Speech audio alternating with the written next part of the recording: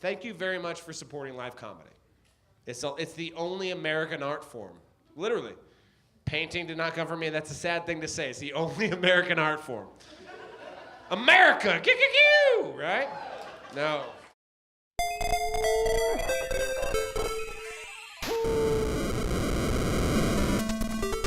Permanent Comedy with Todd Armstrong in collaboration with Wolfwise Media.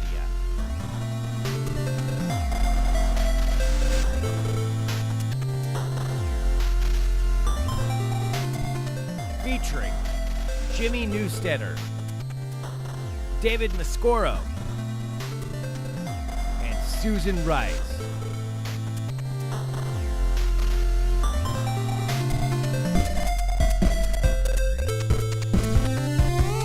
Please welcome to the stage Mr. Jimmy Newsteader, everybody. Here he is.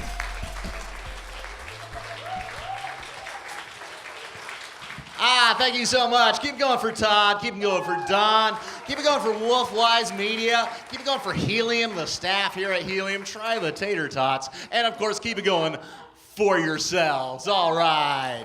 Thank you so much for being here tonight, everybody. My name is professional comedian and actor Jimmy Newsteader. And my milkshake brings Daniel Plainview from There Will Be Blood to the Yard. All right. So we'll have a dick joke in a song, huh? So I recently turned 35, recently became 35, which was not that big a deal to me. I was okay with it. It was cool. I was fine until the point that I realized, like, this is technically the year I could run for president.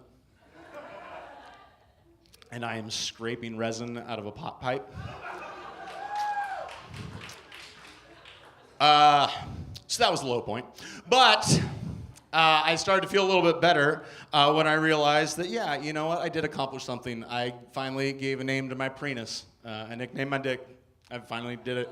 Finally. And guys, it seems like these days everyone is naming their dick, especially comedians. So I'll go ahead and tell you guys true. I went ahead and did it. I nicknamed my dick Darth Vader. And don't worry, okay? It's not what you're thinking. It's not because it's big or because it's black or because it's scary. In cahoots with the Emperor, no, none of these things apply. Not at all. No, I nicknamed my dick Darth Vader because I'm uncircumcised, and what you do is you take the helmet off to reveal a scarred, frail old man.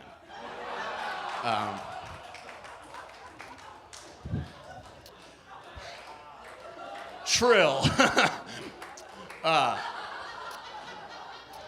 Actually, I used to have more material about being uncircumcised, but I had to cut it. Okay. So, made a verbal promise to you guys. I'm going to sing a song, and this is, of the songs I've written, this is probably my favorite one. This is a song about taking a magical little road trip up to a magical land up north. I think you guys will get it pretty quick. Keep in mind, this is a two-person song, but needing two people has never stopped me from doing something I can do individually. So... You guys got it. So here goes, and I'm sorry, my throat's a little effed up at the moment, but I'll do my best. Here we go. Hey, what you got planned for the weekend, Jack? Why, not much, Charlie. I was thinking about taking me a road trip. Road trip, huh? Sounds gay. 50's gay. Where to? Well, I'm really doing it, Charlie. I'm heading all the way up to the Pacific Northwest. I'm going all the way up to a little town I know about, little place I know called Denzel, Washington.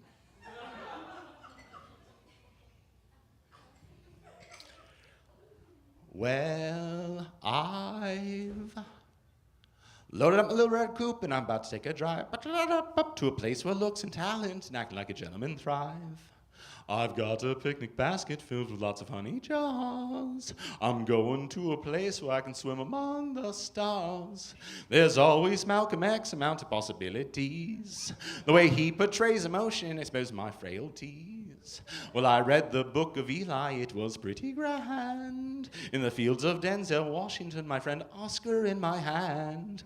Denzel Washington. A weekend spent inside you sure does sound like fun. Denzel Washington. You're like a scenic route to heaven with better conversation. Oh, we're at still training day. It's always training day here, Charlie, oh boy. It's always warm and charming under sunny skies. And I can still go fishing in those big black pools he calls eyes. Dance.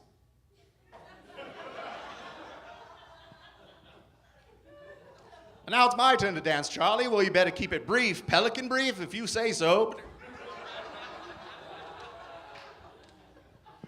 I'd like to build a safe house in the forest of his hair, and in it I'd keep 2 guns to guard all the good times I keep there. Denzel Washington, a weekend spent inside you sure does sound like fun. Denzel Washington, you're like a scenic route to heaven with a better conversation. Everybody now, Denzel Washington, a weekend spent inside you sure does sound like fun. Denzel Washington. You're like a scenic route to heaven with better conversation. He's a very fine man, a very fine piece of land, Mr. Denzel Washington. Thank you. You guys have been a wonderful audience. I hope you enjoy the rest of the show. They shan't be as weird as me. Have a great night. He's absolutely fabulous. He's fucking hilarious. He's David Mascaro. Here he is, everybody.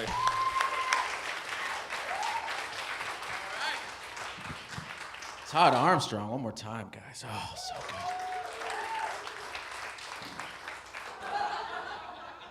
good. Oh, man. It's also very hard when you have a unique sounding last name. Like, my name is David Mascaro. I've been saying it since I could be, was able to talk. David Mascaro, that's my name. Todd did a great job announcing me. That's like you always have to worry about.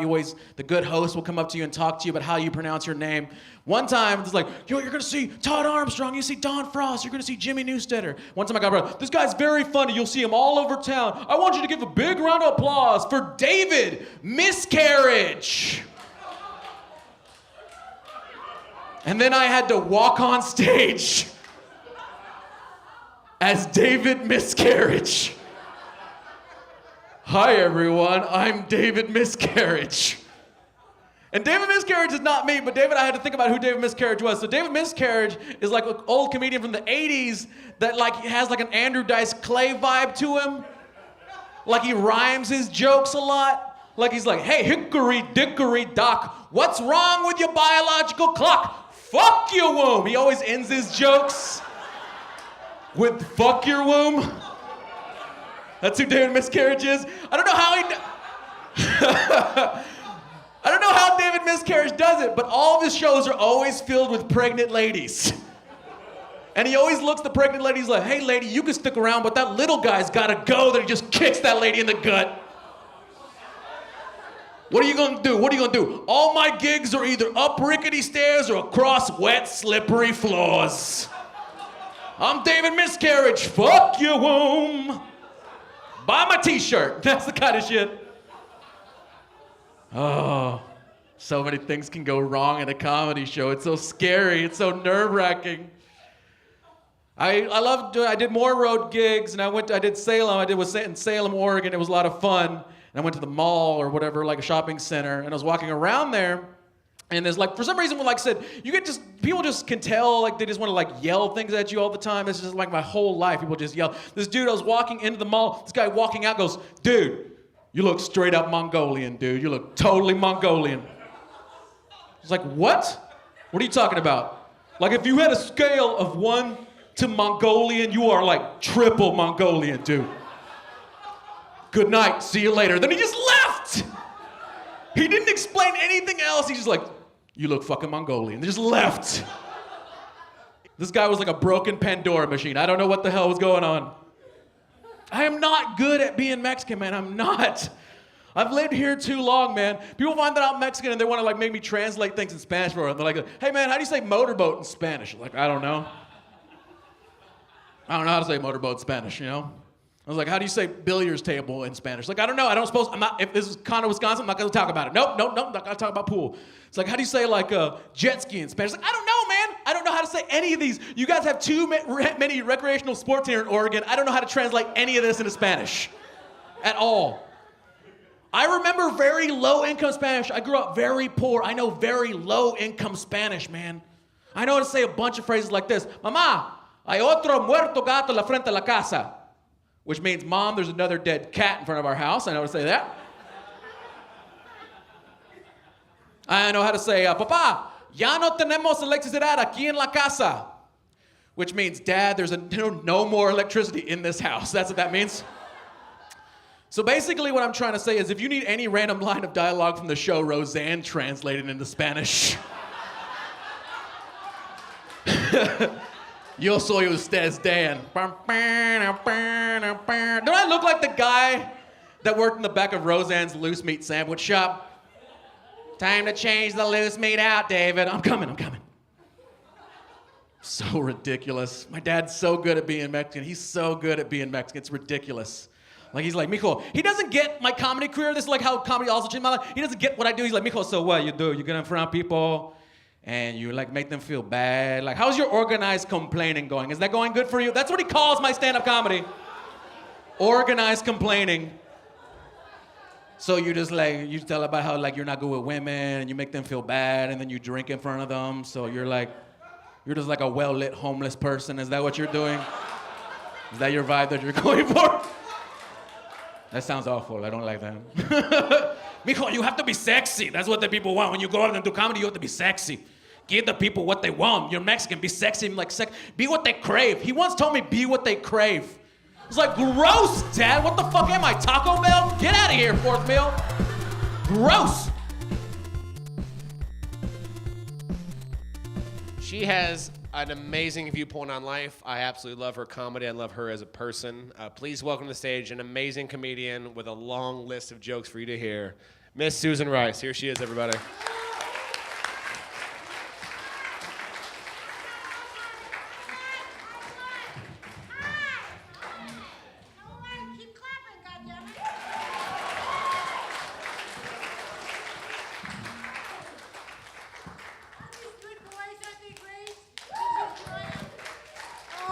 God, I've taken several of them on the road.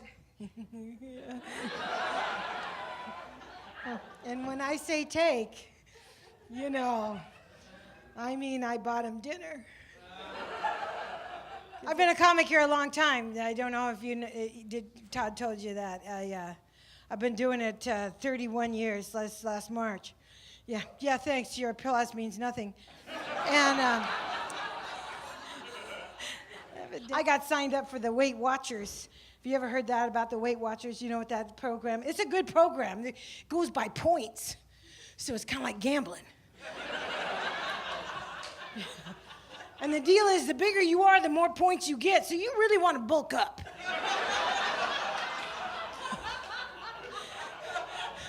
You really want a carb load. You know. And then they give you extra points because they know your fat ass is going to cheat. You know, it's like everybody's a winner. Not really. And I'm not good at meetings. You don't change my pattern at this point in my life. You don't say, hey, you got a new meeting to go to. And I forget the meeting. I forget where the meeting is. I forget which meeting I'm going to. And evidently there's other alcoholics that go to Weight Watchers, so...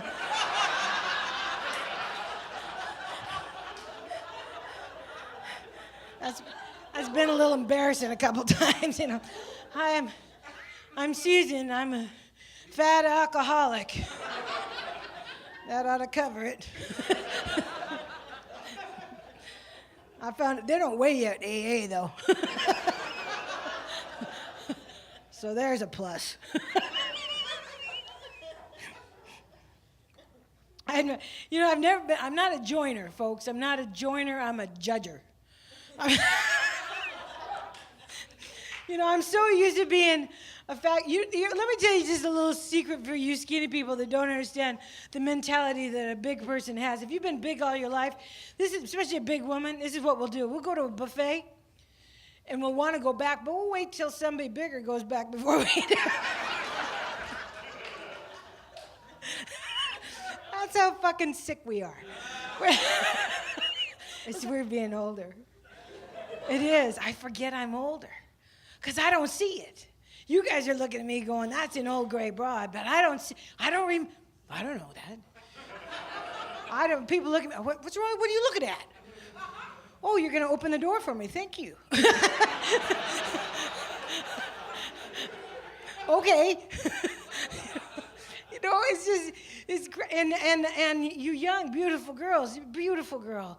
Just play with your hair, have a good time with it. Do you do a little coloring yet or no? It's just beautiful. Yeah, you're lucky. But you know what I'm saying. You understand how the lady said, play with me, bitch, don't make me run. Come on now. I can barely stand up, just say yes and move on. I'm in show business. I'm in show business, and my friends have been on me. Susie, you can't be gray. I'm being show business. You just can't do it. Well, I'm not. I don't care. I don't care anymore. I'm not gonna dye my hair anymore ever again. We do that. Yeah. Well, it's expensive, first of all. Oh my God, that's why you're lucky. Because it's $175 every pop, and then it's every 6 weeks, and then it's every 4 weeks, and then it's, you're doing blowjobs for root jobs, and you're just kind of going, you gotta draw the line. So, okay, I'm gonna tell you a little story about me being a stand-up comic in Portland, Oregon. And then I'm proud of this. This is people go, what do you want to be introduced as?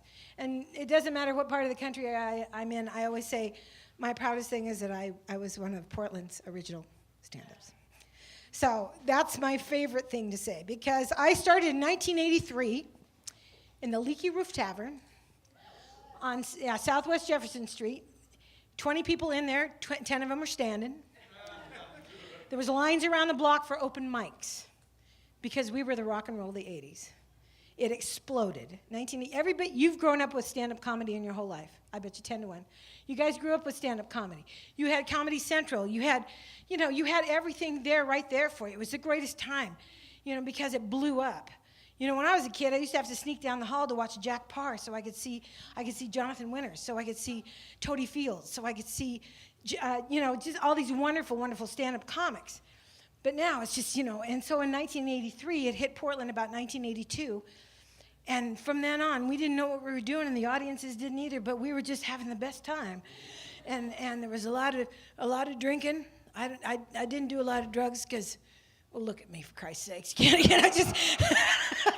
Just doesn't go with the package, really. And I was always the one they called. Could you come get me? Yes. So I drove in 1985, I went to Southern California to seek my fame and fortune. I was down there for about, I drove my 73 Super Beetle. Yeah. That's right, baby. Hitler had a dream, and I'm driving. Meet, Mr. Gang Member. Oh, shit, it's a hill. Anyway, I had a lot of famous people in that Volkswagen. I did. I had Jerry Seinfeld in that Volkswagen. Yeah, I had Richard Belzer in that Volkswagen. I had Paul Reiser in that Volkswagen. Yeah, they don't remember it, but... I had... Yeah, that's a good story. But anyway, I got a job on a national television show. I was down there, and when I tell you, you won't believe it, but it's true. I was a regular on Baywatch. I know it. I was a paid professional floater.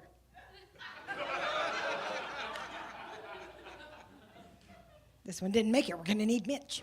Anyway, so bless your heart. Who sneezed? Goodness.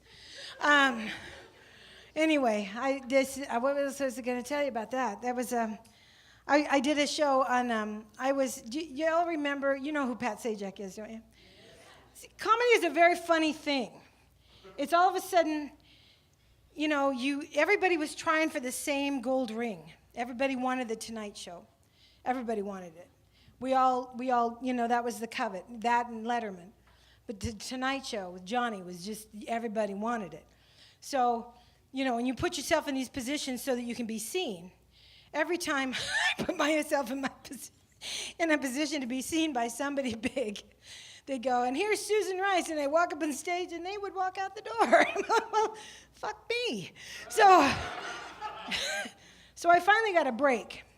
I got a call, and Pat Sajak was going to do a 90-minute show against Carson. Guess who they called?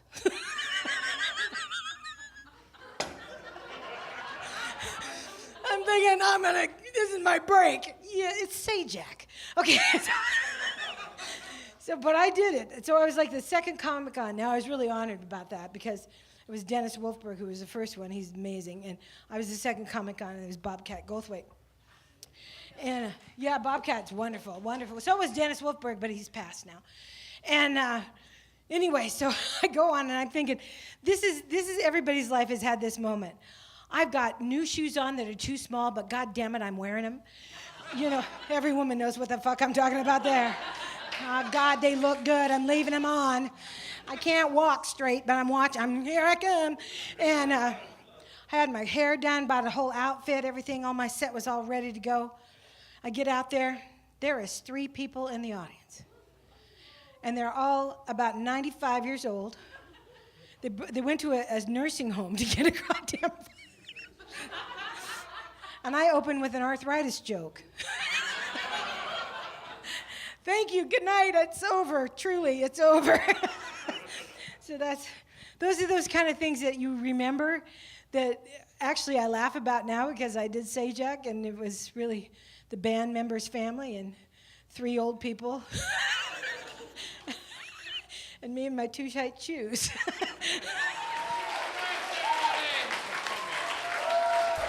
You want to grab a seat, go right ahead. Miss Susan Rice, everybody, please keep clapping for her. We have a very special guest with us. Point blank, I would not be in comedy without Miss Susan Rice. There's 3 comics that have absolutely handed me my career. That's Jesse Joyce, Lonnie Bruin, and Miss Susan Rice, showing me the ropes of comedy. So there's a few things I wanted to praise her in a sense of I really genuinely appreciate you doing this stuff. So thank you. I would not be here without you. And she's absolutely hilarious. But I wanted to ask her a couple questions in front of everybody because I got fat kid titties. I like food. I like dim sum. There's a lot of dim sum in the front area here. So I love this woman to death. Susan, what do you feel the responsibility of a woman is in comedy? Yeah. I probably,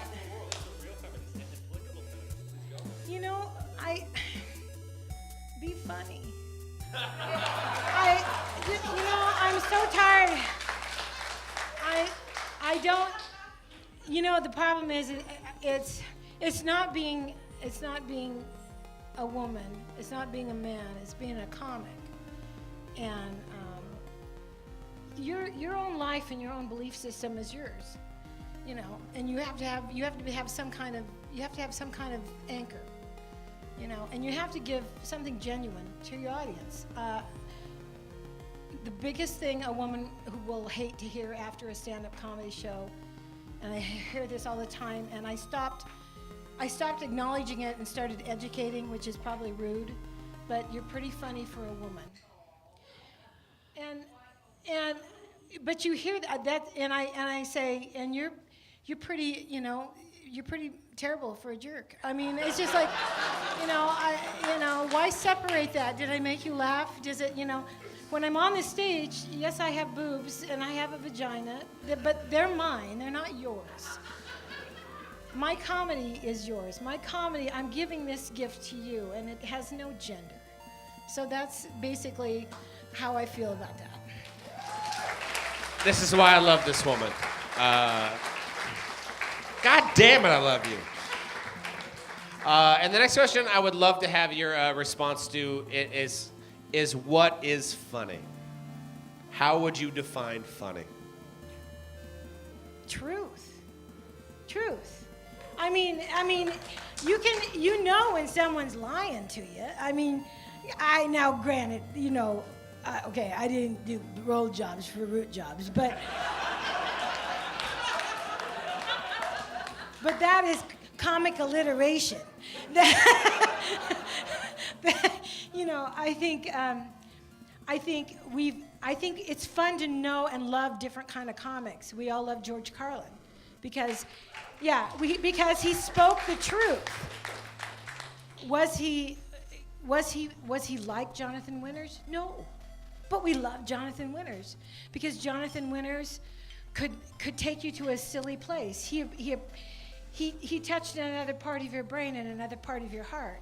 So as long as it's true, I think that's all it has to be. It has to be true, and you have to be conscious of not hurting people with it. Absolutely. Susan Rice again. Susan Rice, everybody, please. An absolute gift. Damn it, I love you so much. Damn right, she's got good lips. Susan Rice, everybody. Created and directed by Todd Armstrong, produced by Todd Armstrong and Dustin Erickson. Permanent Comedy with Todd Armstrong would not be possible without our supporters. Video recorded, edited, and animated by Wolfwise Media. Original pixel art by Anthony Justiniano. Audio recorded and mixed by Rowan Studios. Original music by Soda Vice Music. And I've been the Permanent Comedy announcer, Greg Nibbler. Thanks for watching this episode of Permanent Comedy with Todd Armstrong. Always enjoy the choices you make.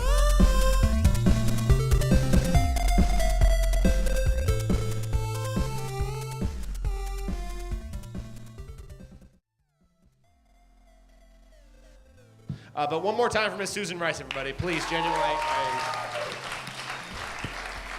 I love her as a comic and a person. You can get her at Laugh Lady 1 on Twitter. She doesn't have her own website because she just has an AOL account.